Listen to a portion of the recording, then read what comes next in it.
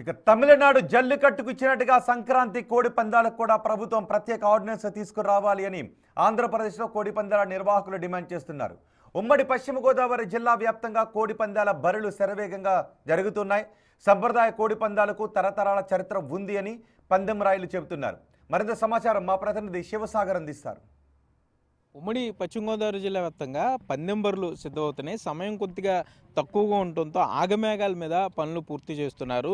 ప్రస్తుతం మనం చూస్తున్నాం కోడి పందాల బరికి సంబంధించి ఏర్పాట్లు ఎలా చేస్తున్నారు. ఒక పెళ్లి వేదిక ఏర్పాటు చేసినట్లుగా అంతకన్నా కూడా ఘనంగా ఇక్కడ ఏర్పాట్లు జరుగుతున్నాయి అనుకోవచ్చు. ఉమ్మడి పశ్చిమ గోదావరి జిల్లా వ్యాప్తంగా ప్రతి నియోజకవర్గంలో కూడా 1 నుండి 2 ఈ విధమైన పెద్ద బరులు ఏర్పాటు చేస్తున్నారు. సుమారుగా 3 నుండి 4 అడుగుల ఎత్తులో ఒక ప్లాట్ఫామ్ ఏర్పాటు చేశారు. మీరు చూస్తున్న ఇదే ప్లాట్ఫామ్ మీద కోడి పుంజులు ఒకదానికొకటి పోరాడబోతున్నాయి. పందెం రాయలకు సంబంధించి అదృష్టాన్ని ఇక్కడ పరిశీలించుకొని ఉన్నారు. నిర్వాహకులు పొండరాజు గారు ఉన్నారు, ఆయన మాట్లాడించే ప్రయత్నం చేద్దాం. సరే ఏంటి సార్ అసలు గోదావరి జిల్లాలంటే కోడి పందాలు లేకపోతేనేమో ఇట్లా అయిపోయి ఇలా జోదం అంటున్నారు.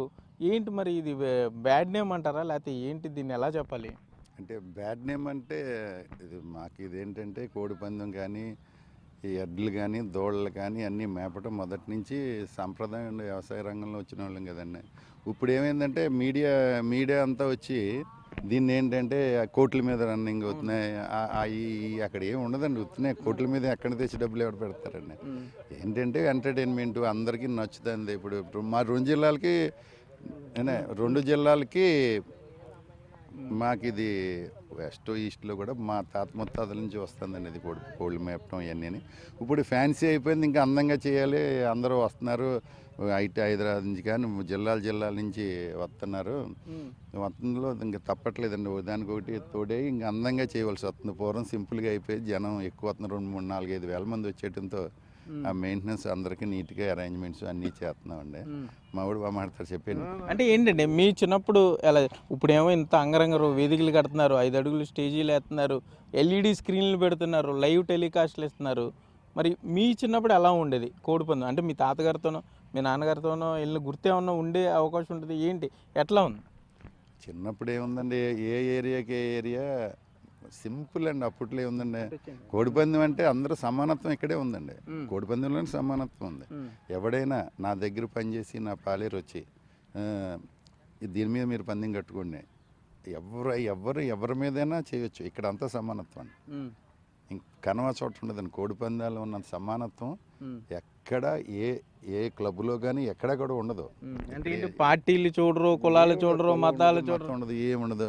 సామాన్యుడు 10 రూపాయలు జేబులో పెట్టిన ఇక్కడికి వచ్చేవచ్చు. డబ్బు గురించి కూడా కాదు, ఇక్కడ ఏంటంటే అందరూ సమానం. అలా ఇక్కడ తారతమ్యం ఉండదు. కోడి పందాలు కట్టిన వాళ్ళు అందరూ కులం కింద ఉంటామండి ఇక్కడ.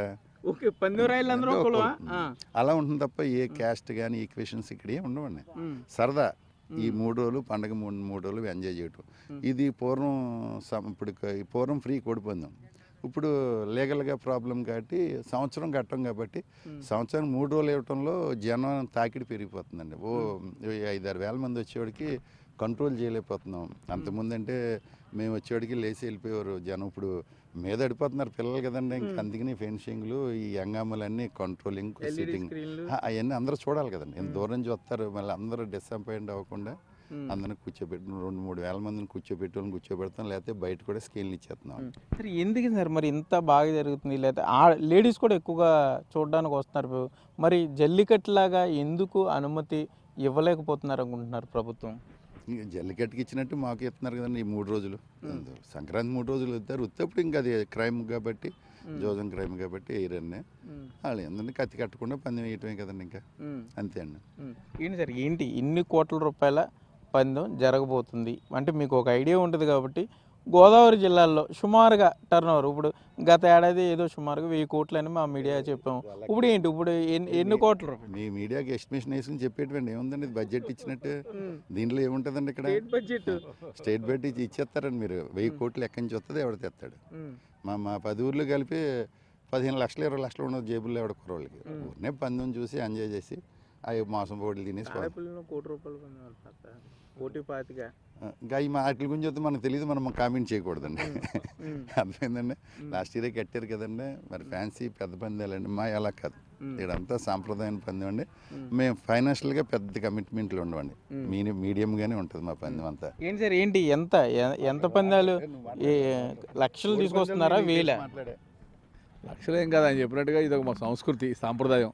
దీన్ని కాపాడుకోవడం కోసం ఎంత దూరం నుంచి వస్తాం.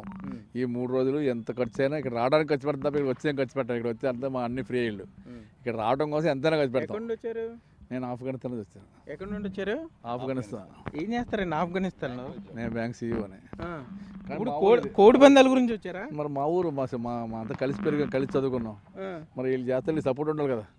మా ఊరికి మేము సపోర్ట్ లేకపోతే ఉన్న ఊరు కన్నతల్లి అని దీన్ని వదిలిపెట్టారు. సార్ మీరు కోడి పందాలకి ఆఫ్ఘనిస్తాన్ నుండి వచ్చారు? కోడి పందాలకు వచ్చాం, మరి వేరే పని మాకేం పని లేదు. ఈ 4 రోజులు ఇక్కడ సరదాగా ఫ్రెండ్స్ ఎవ్రీ వస్తాం. ₹1,00,000 టికెట్, 2,00,000 టికెట్ అని వస్తాం కంపల్సరీ.